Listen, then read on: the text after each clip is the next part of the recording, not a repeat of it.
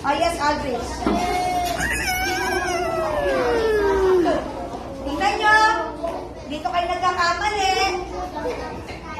Okay, this is cat. The sound of the first sound is letter C. K, ha?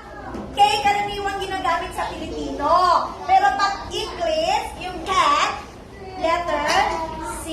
Okay, number 2. Rat. Okay, Janelle. Teacher. Rat. Okay. Ayusin mo parang biyan. Ulitin mo. Okay. Ulitin naman eh. Okay. Ganito anak ha. Dito.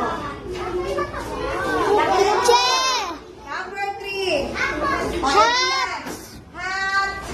Hat. Okay, very good. Number 4. Oh, Eureka. Hat. Hat.